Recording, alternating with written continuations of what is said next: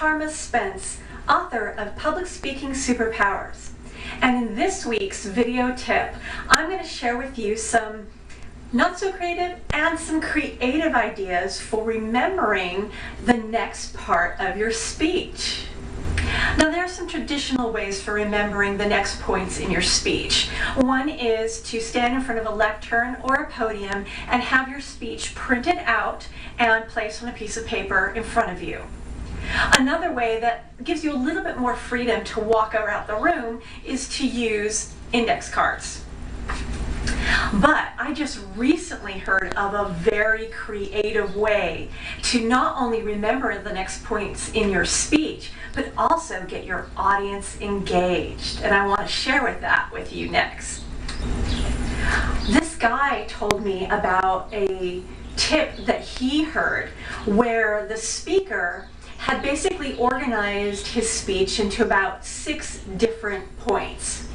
And so he wrote each point on a piece of paper and then had it baked into a giant fortune cookie. And each fortune cookie was a different color. And he would go to his audience and he would randomly disperse the cookies to members of the audience, or usually it was like tables, and each table would get a fortune cookie, and then all he had in front of him was a piece of paper that listed the various colors in the order that he wanted to cover them. So he would obviously memorize the beginning, the opening of his presentation, and then he would look down and go, oh, the next point is in the blue cookie.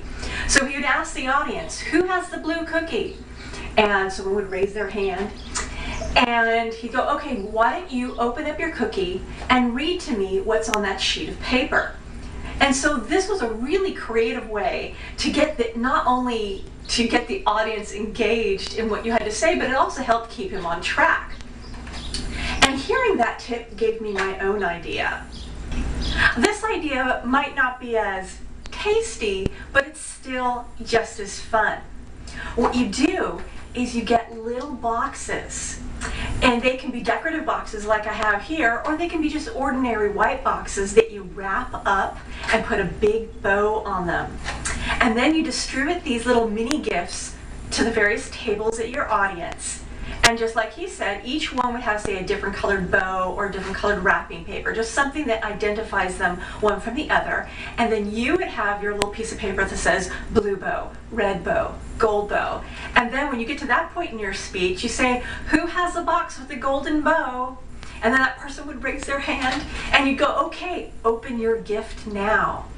And what I like about this idea, even better than the fortune cookie, is, well, for one, it's a lot easier to do. There's a lot less preparation. You don't have to go and order the cookies with your special fortunes. And so there's just a lot of time involved in that idea. This one, you could probably get all your gifts wrapped if you're going to wrap, or just if you just do white boxes with different colored bows, that'll probably take you all of maybe 30 minutes to prepare for your speech.